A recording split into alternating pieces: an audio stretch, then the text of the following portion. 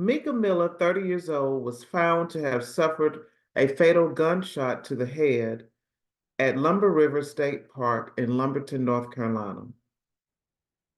A South Carolina pastor claimed that his wife committed suicide on Saturday, 6 months after she filed for divorce.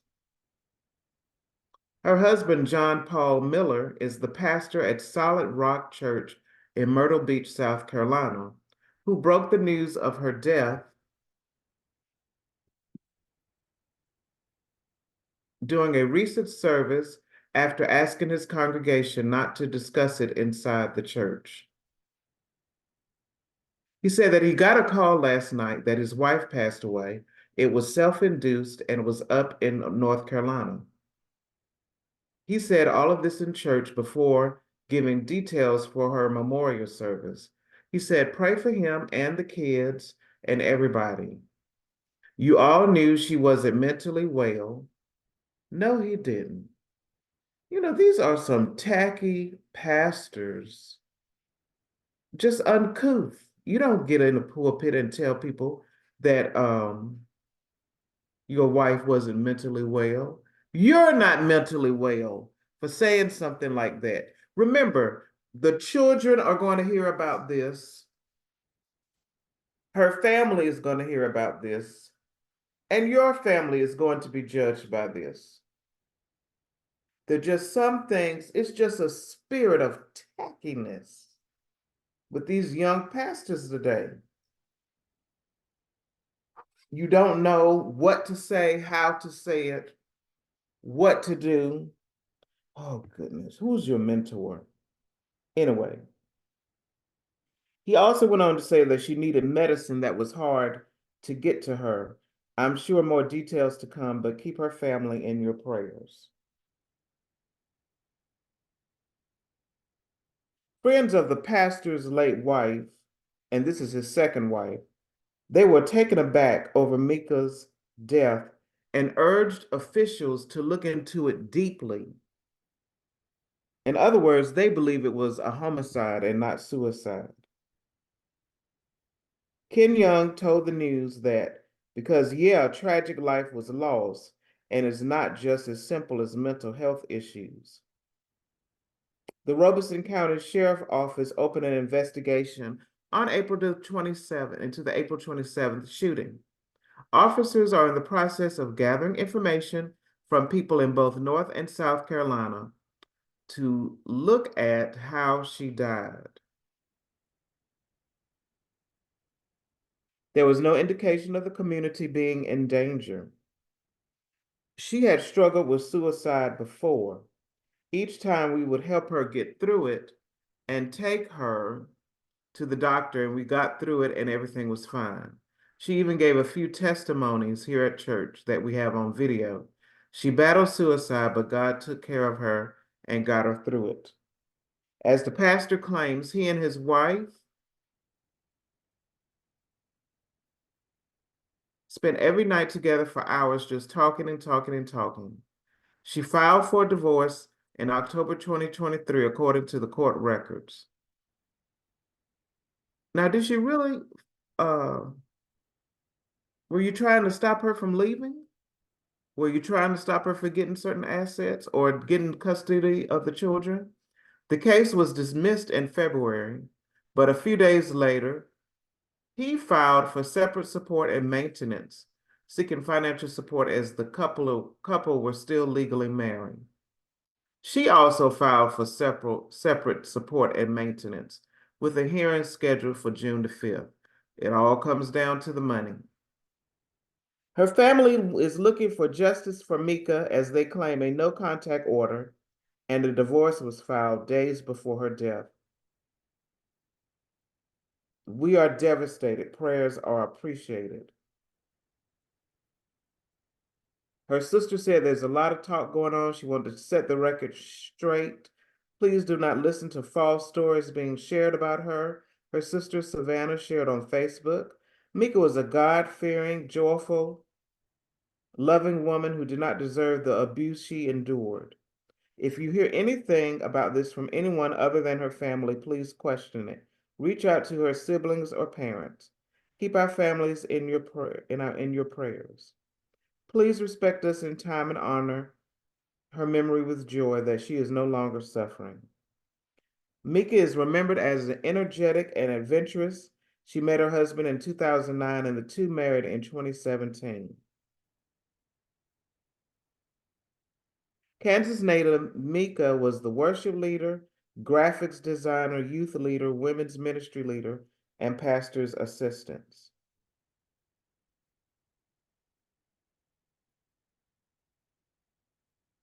And she does have a final Facebook post. When terrible, terrible things happen to you, y'all know what I'm talking about. She is survived by her husband, siblings, and 5 stepchildren. So I assume they didn't have children together.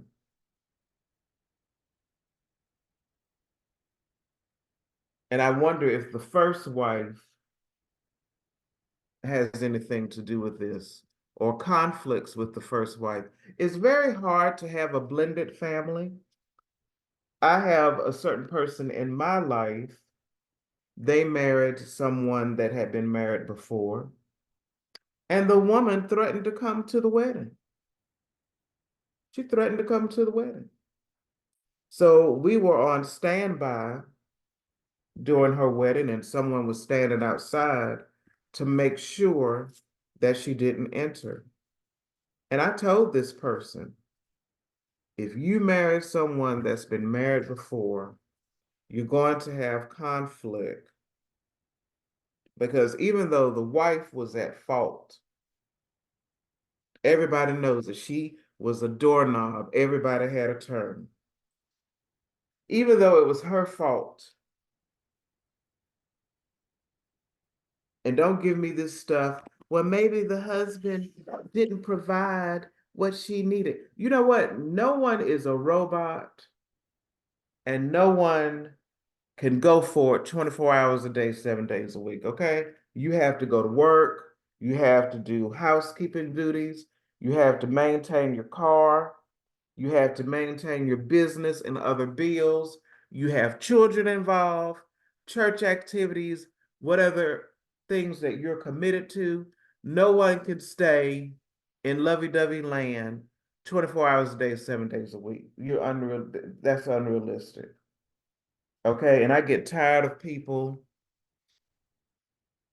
who want to be extra. Well, I just didn't get the attention I needed. I didn't grow up. Grow up. They just didn't love me right. They didn't know how to do it right. And then maybe you need some counseling and mental health therapy and medication for your anxiety. But more importantly, I'm just going to say you need Jesus. But with Mika Miller, being a pastor's wife is very stressful. And I know from the inside out, being part of a pastor's family or anyone in church leadership is stressful because you are subjected to opinions, you are subjected to harassment, envy, jealousy. If your husband is going through a power struggle in his church, you're subjected to that.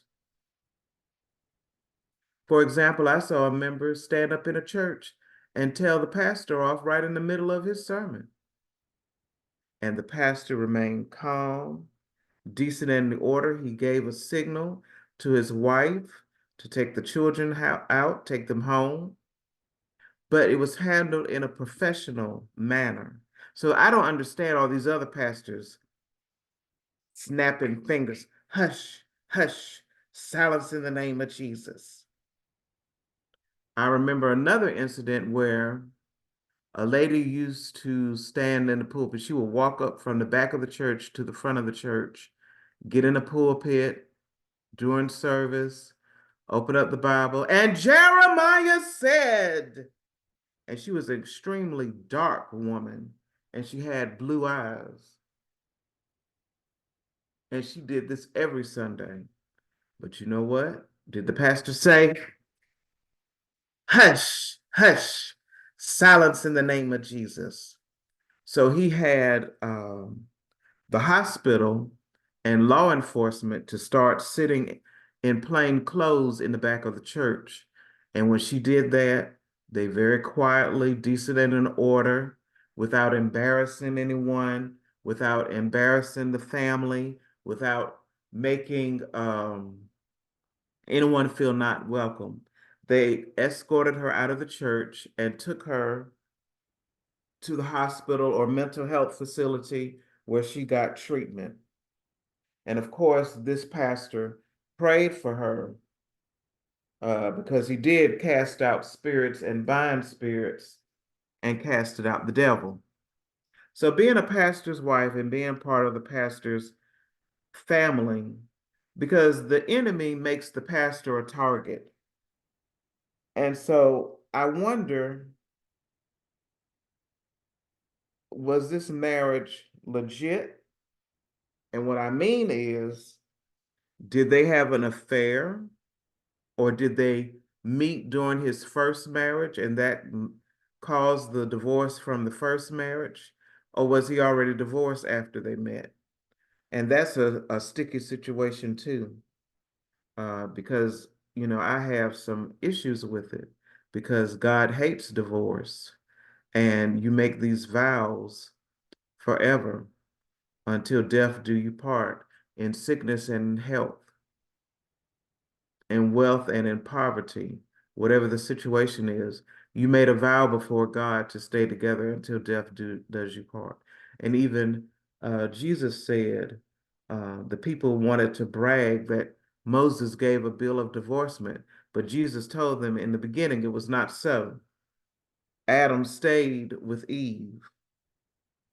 But my on a serious note, my prayers are out for all of the children, the church family, um, this pastor, because he needs prayer, Mika's family and friends and her community, because I'm very disturbed by these events. And this situation really divided his church.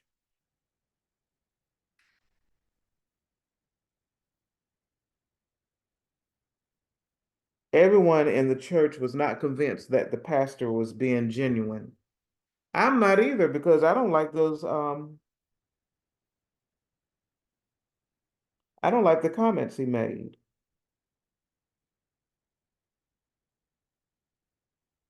And they also said he tried to raise her from the dead. Really? And you could look around the church and see that people, some were crying, but other people had stone faces. I'm not buying what he's selling. I just thinking what a hypocrite. And I know 100% that I'm not alone. Other people disagreed and said the man just lost his wife, says Gary, who says he occasionally attends service. I know they had marital problems, but can you imagine how horrible he feels right now? I think a little compassion is needed. Mika Miller also wrote an affidavit to her attorney saying that she had been abused in every way I can think of. Her family also was critical of John Paul, said that he brainwashed her, a claim he denied.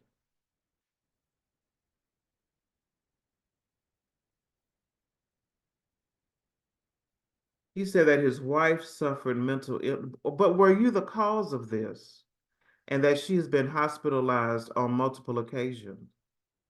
Was this a situation of domestic violence and domestic abuse? The church was sharply divided in their opinion,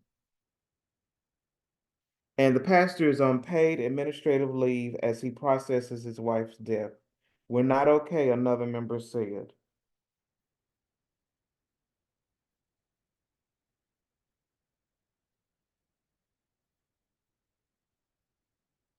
And the church website, Solid Rock Church, has also been taken offline, and the official Facebook account now restricts comments. And her death has unearthed some dark secrets the pastor was hiding. He allegedly emailed her admitting to posting a topless photo of her. Also, you're trying to destroy her image. It was evil, the 44-year-old woman wrote to his 30-year-old wife. I'm sorry for putting a picture of you on the internet. It was for less than 1 hour, immediately taken down, the pastor's letter apparently said. What kind of man of God are you? You're not a man of God. Why are you taking pictures like that anyway? You can't, don't record things. You can't record everything on camera and on video and with photographs because somebody is going to get in the wrong hands and then you're really going to have a scandal. And there are also dirty details, see, about his first marriage that was uncovered in explosive divorce documents. Allison alleged she had an addiction to prostitution and had carried on an affair later revealed to be with Mika, who was also married at the time. Didn't I just say that earlier? Were they dating when he was married to I just said that. And when his affair was discovered, the church leaders demanded that he seek counseling for sexual addiction. That was written in the divorce filing. And although Mika family alleges her husband had groomed and abused her, he denies any wrongdoing. Of course he's going to deny it.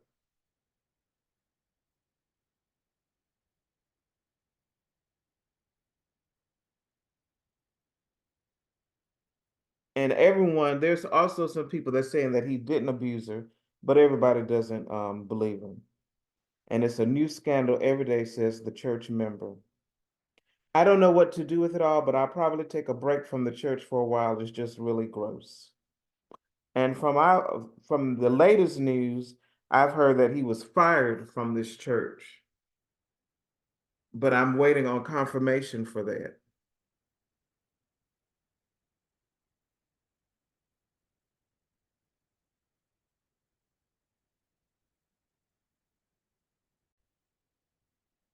But apparently, according to news sources from 2 days ago, he's still allowed to be a pastor after his wife's suicide because they said he needs guidance and counseling. And he needs to be saved. How about that? They said he was released from his duties at church, and his replacement, Reverend Charles Randall, insisted that he was not fired and needs help.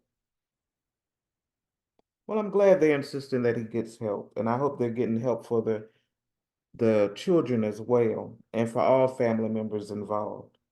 He has not been fired, the 72-year-old preacher said during a sermon at Solid Rock Ministries in Myrtle Beach, South Carolina. I have released him from his ministerial functions for a minute to get some healing and counseling and guidance. You can't go through things like this and just step away right back to the same day. Randall, that said he was his spiritual advisor and mentor, said that there's been misinformation and lies being spread about the church and Miller. And according to my sources, the FBI has also opened an investigation into her death.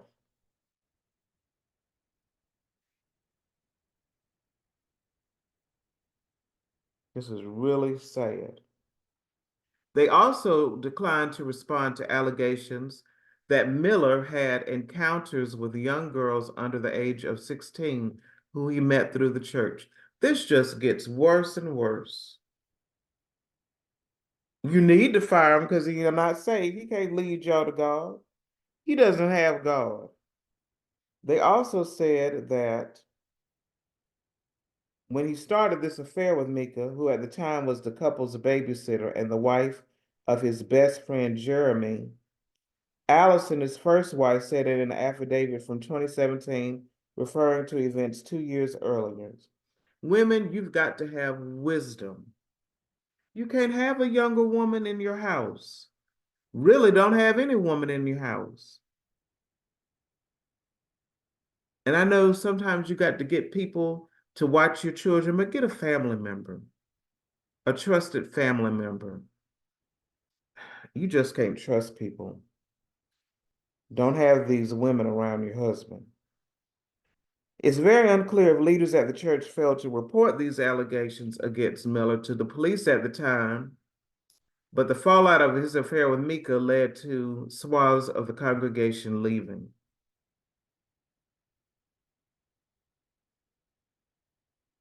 Court papers backed up the accusations with Allison's affidavit, and the leaders demanded that he seek counseling for his addiction, but when he refused, the majority of our church left the congregation. I don't blame them.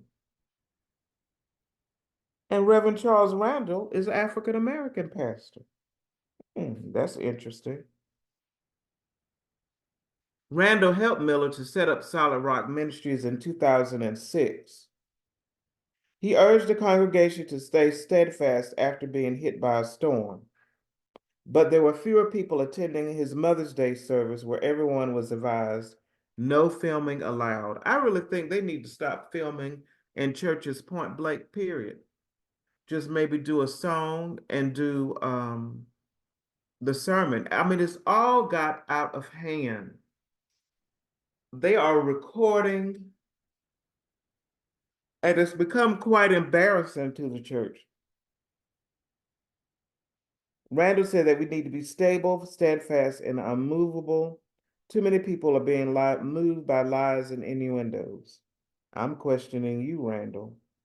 There's been a lot of attacks and roadblocks, but God is not going to use someone to do this much work. Yes, there will be times when you make mistakes and times where you might fall. Your affair with this woman is not a mistake, but God tells us to get up and keep going. They said that people cheered and clapped, about 30 people in church. And Randall told the congregation that Miller is progressing, and that he has stepped in to help the born-again Christian navigate the situation. He added that he was taking the sermon to ensure that the seed God used Mika to plant continues to grow and to take the church forward despite the scandal. And he would not respond to any allegations that he had encounters with young girls under the age of 16. There are also police reports show that she had previously accused her husband of grooming and fraudulently having her committed to the hospital so he could steal her car. Wow. You can't make this stuff up. You really can't make this stuff up. Pastor Miller did attend a church meeting on one afternoon, but Randall was also in attendance. Miller reportedly sold their marital home to the church in December 2023, 2 months after Mika filed for divorce and asked that the property be split equally between them. Didn't I just say earlier that this was over money and that he was probably trying to keep money? They were fighting over money. I just said that. Now it's been verified.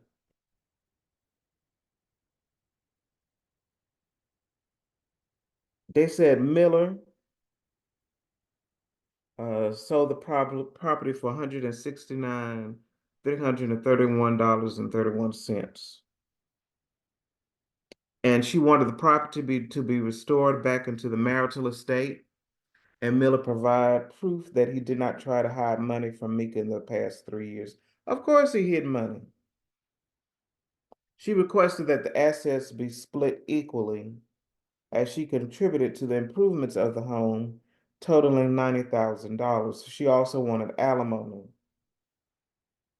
The couple signed a post-nuptial agreement in February of 2023, 8 months before Mika first started divorce proceedings, highlighting that there were issues in the marriage long before the papers were submitted.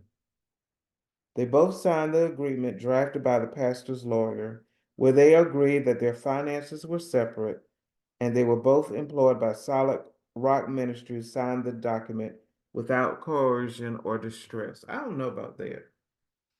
These people got tricks up their sleeves. She would waive her right to seek alimony and separate support, and their home was ruled a non-marital property. It also stated that prior to signing this, she did not consult an attorney. Was she forced to sign this or tricked into signing this? There was also a no adverse contact order, which banned both of them from stalking each other or following each other. They also agreed that they would not speak negatively of Solid Rock Ministries and keep their personal life confidential. In other words, hide the mess that they're doing. Jesus is the light of the world, and he needs to shine the light in the lives of the people. In family court from May 7, Mika's sister argues that the church is an extension of Miller, with a hearing set for June 5th between them. The family also asked for her property, her cell phone, purse, vehicle, clothing, her plunge ice bath, Apple AirPods, Apple TV, iPhone, laptop, Apple Watch, and firearms to be taken into evidence by the Robeson County Police Department in North Carolina, where she shot herself dead.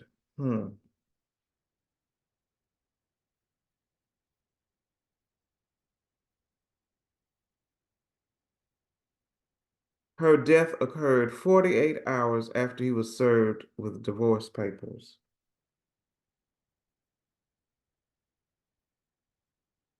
She also filed a temporary restraining order for him to stop harassing and contacting her family and friends. And this includes sharing any footage or images of her and destroying or selling properties. And she also asked that Miller pay for any legal fees and have her maiden name restored to her following the divorce.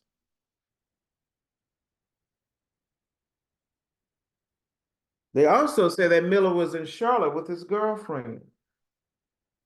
So your wife is not even cold in the ground and you all moved on to the next woman. Or probably you probably had her during the marriage. They said they split September the 20th, 2023, but the divorce was dismissed February the 13th. And that month, let's see, Miller filed against his wife for separate support and maintenance in a motion withdrawn on March the 11th. But April the 15th, 12 days before she was found dead, she filed for divorce once more and sought a no contact order against her husband. They split for the second time February the 6th.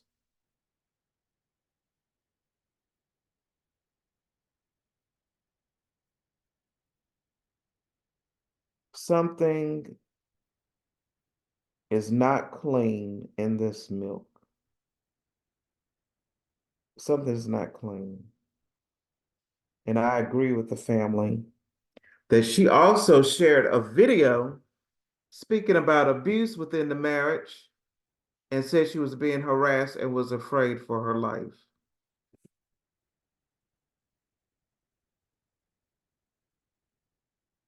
These types of things should not even be named in the Church of God.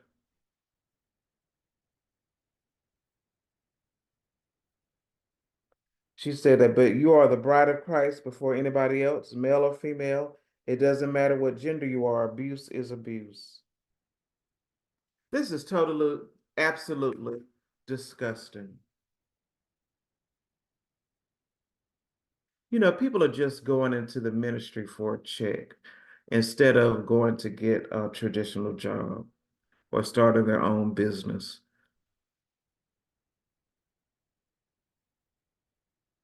These events are just egregious and heinous. What are you teaching your children, so-called Pastor Miller? What are you teaching your congregation?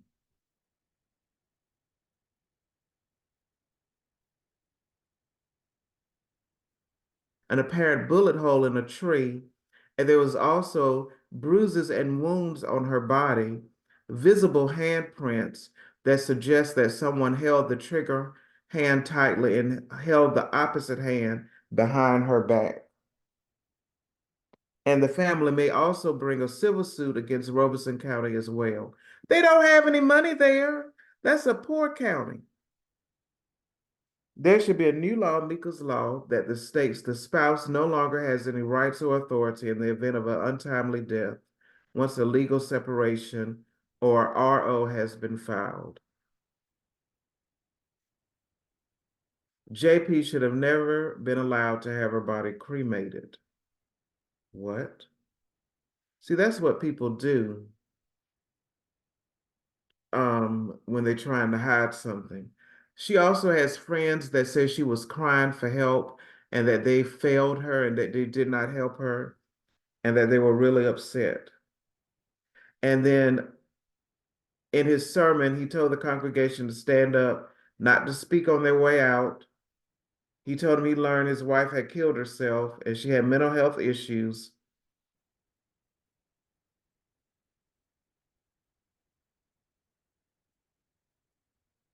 She had just taken a protection order from abuse 2 days earlier and filed for divorce, and she also had moved out.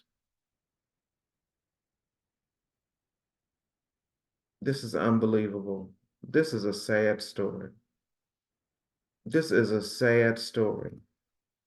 And they also say the people in the church says he's disgusting.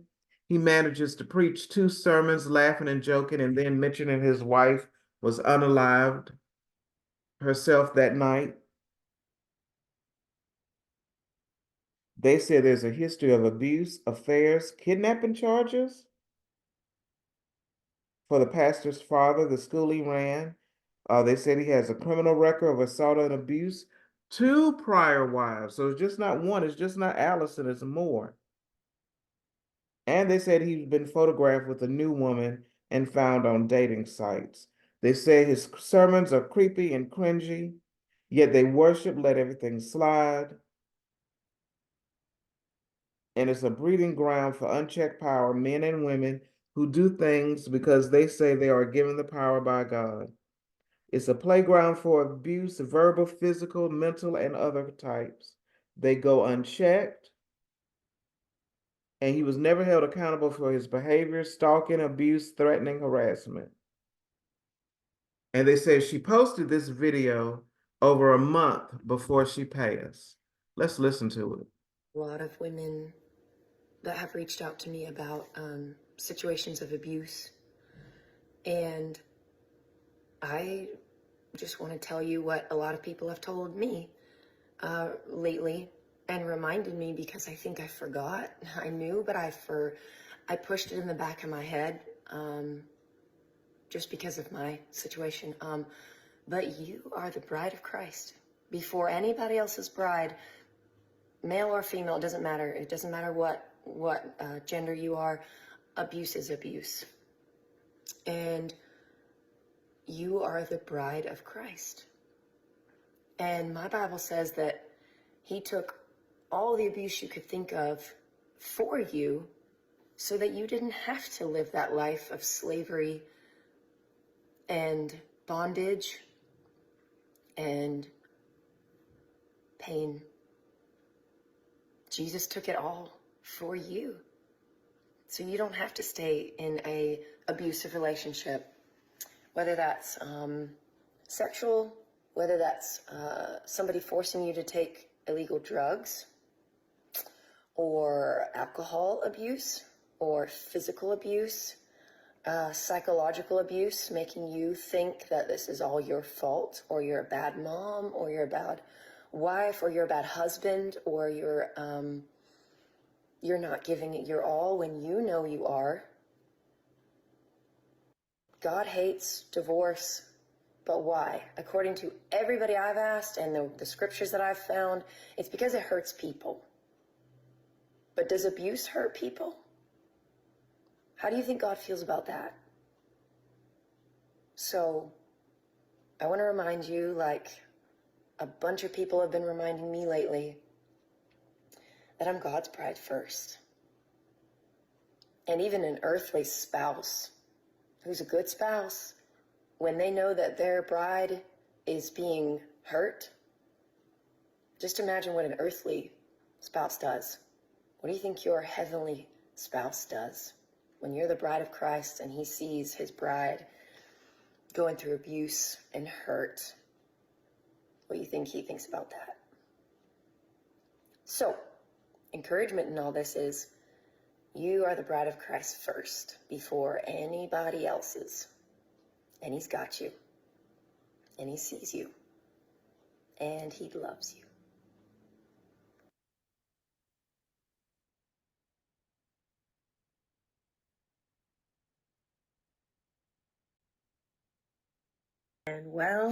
And life's been kind of crazy the couple past weeks, months, years. But I've kind of had to keep my circle really small for the past couple weeks, just because I'm going through a lot and it's hard and it's my cross to bear. It's the thing that God has put in my life to deal with, and I don't want to bring a lot of people into it. I'm so thankful to God for a strong family and the friends that God has put in my life to be there for me at this time. I just wanted to share that my heart and my prayer is that the church would stay strong, that y'all would stick together, because the church is God's people. It's not a man, it's not a person, it's not me, it's God's people, the bride of Christ. And it's a lot of really good people in the church that that I just hope would continue on, press toward the calling, run your race, stay encouraged, stay in your word, keep worshiping. Like I can't wait to worship again with everybody, but for now I'm just worshiping with me and Jesus to God. And I don't think God would be pleased with me if I just jumped right into missions and women's events and creative directing and worship leading and stuff. I think when your world is shook up, you need to take a pause. And I can only pray that more people will take a pause and I'm trying to get my priorities straight right now. And that's making sure that my heart doesn't have any unforgiveness, bitterness, resentment, just forgiveness and hope for the future and peace. Because you can't put a price on peace from God. So thank you for all your prayers and support. Know that I have to keep my circle really, really small right now. I'm used to having a really big circle, so it's hard because I want to reach out to everybody and tell you how much I love you and I miss you. But this is the best way that I know how. So I love you all. I miss you. Thank you for your love and support over the last couple years. And some of you, up to 18 years walking with me as my friends. And for right now, I've just had to put everything on pause to get myself right. And I think God's happy with that. So keep praying for me. Thank you. And I love you. I'll be praying for you. God bless you. Bye.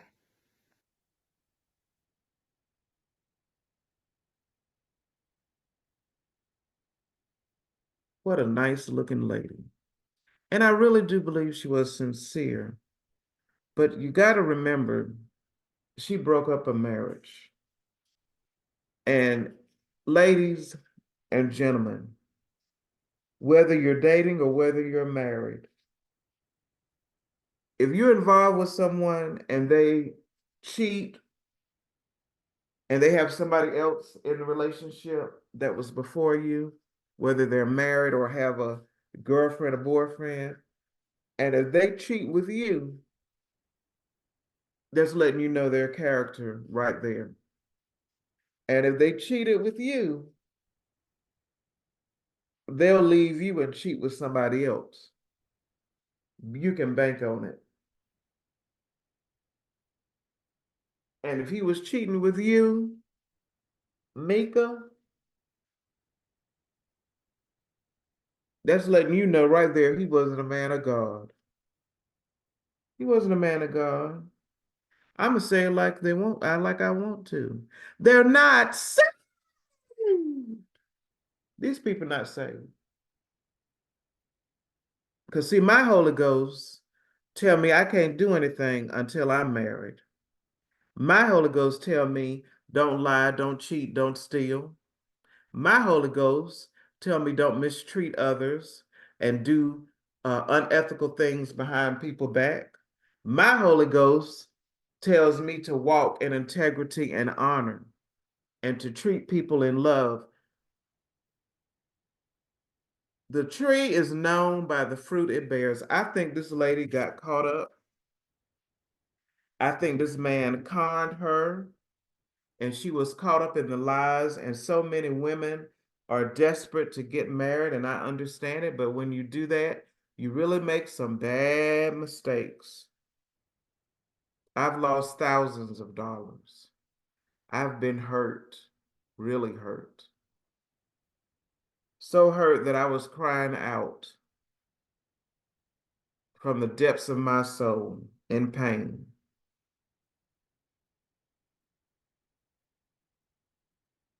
And that take me back to Keon Henderson.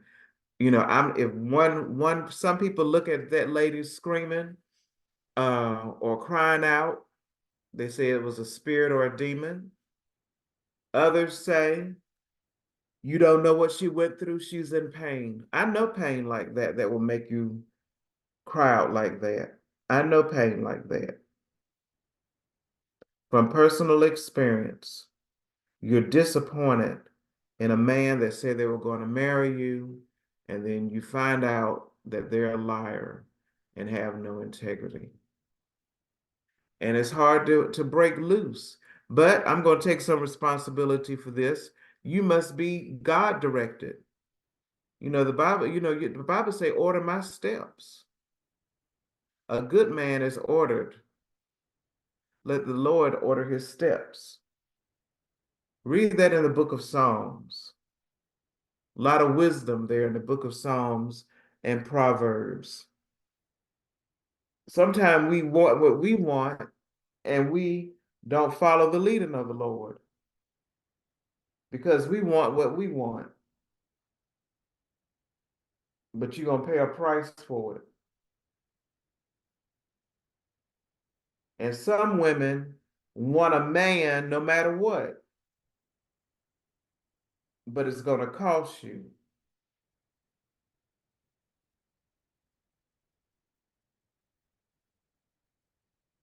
Now let's look at the video at this so-called preacher.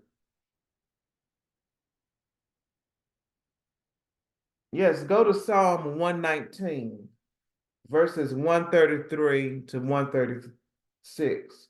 Order my steps in thy word, and let not any iniquity have dominion over me. This lady let iniquity have dominion over her, and that's why she got caught up in this bad relationship. Now, I'm not putting her in heaven or hell because, she may have repented and got right with God toward the end. I don't know. That's not for me to say. But what I can say from looking at these facts and reportings, I made a conclusion that she got caught up in a tornado. She got caught up in a tsunami and didn't survive. And that's Up, and I'm going to make an announcement. And after the announcement, I'm going to ask that you leave church quietly and don't talk about the announcement here in the building, please, if you can. So y'all can stand to your feet. Before I make the announcement, I also want to say that my request to you is that you will continue to come to church and serve and give for the next little bit, because I don't want to have. I'm taking a little bit of a break, and I don't want to have to worry about the church. My break may be a few days, a few weeks, I don't know. I got a call late last night. My wife has passed away. And yeah, it was self-induced, and it was up in North Carolina. And we're going to have a funeral for her next Sunday here at 3 p.m. And so it's all I can, yeah, I'm just kind of going on adrenaline right now. So y'all pray for me and my kids and everybody. And y'all knew that she wasn't well mentally, and that she needed her medicine that was hard to get to her. And so I'm sure there'll be more details to come, but just keep our family in your prayers. And I'm going to let Pastor Randall, my bishop, he can pray. I'll get him a microphone, he'll pray out. And if you have anything you want to share as well. So family, we're going to prepare to confess in. So let us prepare our hearts and our minds for the life celebration. We will confess it into truth, please.